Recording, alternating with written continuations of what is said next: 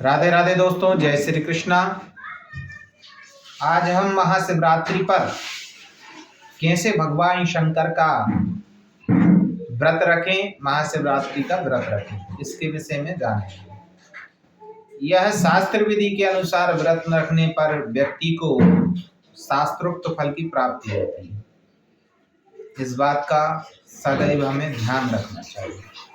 हम भूल जाते हैं कि भगवान शंकर का व्रत शिवरात्रि पर रखने से अनेक इच्छाओं की प्राप्ति होती है, उसकी मनोकामनाएं पूर्ण होती हैं।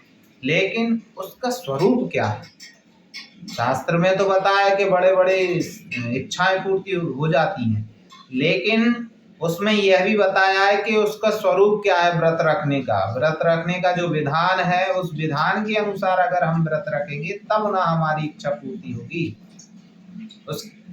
हमने व्रत तो अपने मन से रखा है और इच्छा की पूर्ति हमारी शास्त्र के अनुसार हो, तो ये संभव नहीं है। आप अपने मन के अनुसार चलना चाहते हैं और फल आपको शास्त्रोक्त चाहिए, तो नहीं होगा। ये शास्त्रीय विधि क्या है व्रत रखने की? देखिए, शास्त्रीय विधि यह है कि एक दिन पूर्व सायंकाल को भोजन नहीं किया जाता।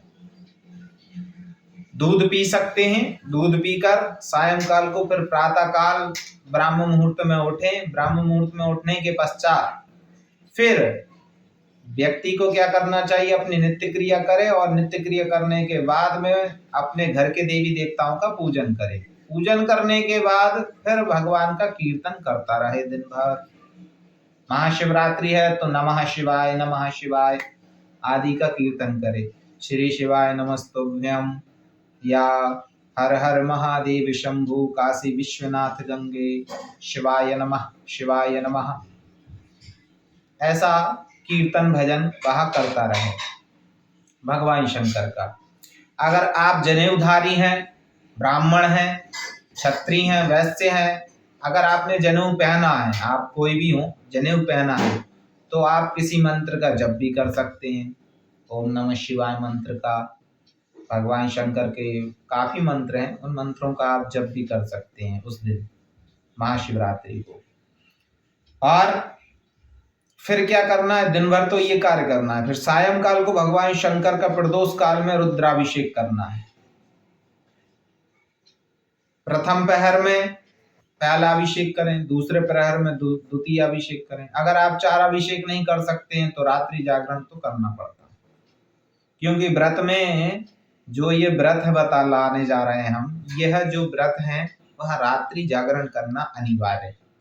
एक कौन कौन से ये 3 व्रत हैं? एक तो महाशिवरात्रि, रामनवमी और कृष्ण जन्माष्टमी। यह 3 व्रत ऐसे व्रत हैं, पुराणों में शास्त्रों में आया है और हमारे गुरुजनों से हमने यह सुना है कि ये 3 व्रत जो भी व्यक्ति रखता है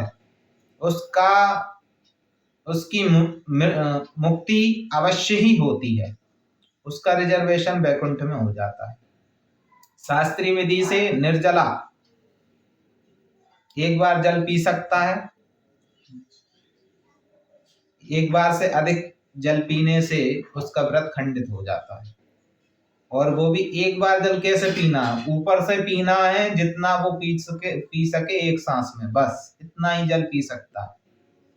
इतना जल पी के वहां व्रत रखे, कुछ खाना नहीं है।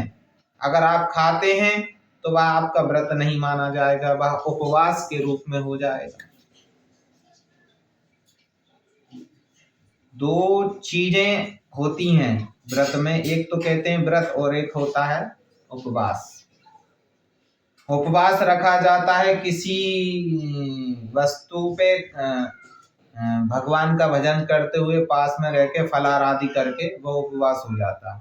लेकिन व्रत जो व्रतबंध होता है, व्रतबंध का अर्थ होता है कि हमने आप व्रत बांध लिया कि कुछ खाएंगे पिएंगे नहीं और भगवान का भजन होगा आज, इसको कहते हैं व्रत। व्रत लेना, व्रत का नियम है कि कुछ खाना पीना नहीं होता है। एक बार जल पी सकते हैं, ज्यादा ही अगर आपको दिक्कत हो रही है तो, और नहीं आप पिए तो बहुत ही अच्छा है। निर्जला उपवास व्रत सबसे उत्तम माना गया है मनुष्य के लिए। रात्रि जागरण 24 घंटे का ये व्रत होता है। रात्रि जागरण अवश्य ही करना पड़ता है इसमें, तब आपको वह शास्त्रोक्त फल की प्राप्ति होती है। तो ये विधि है शास्त्र की, इस विधि को समझें और इसके अनुसार ही व्रत रखें, नहीं तो आपकी इच्छा की पूर्ति होने में संदेह रहता है। व्रत अगर सही हो तो सही उत्तम फल की प्राप्ति होती है व्यक्ति को, और उसकी मनोकामनाएं पूर्ण होती हैं, कल्याण भी होता है। जय श्री राधे, जय श्री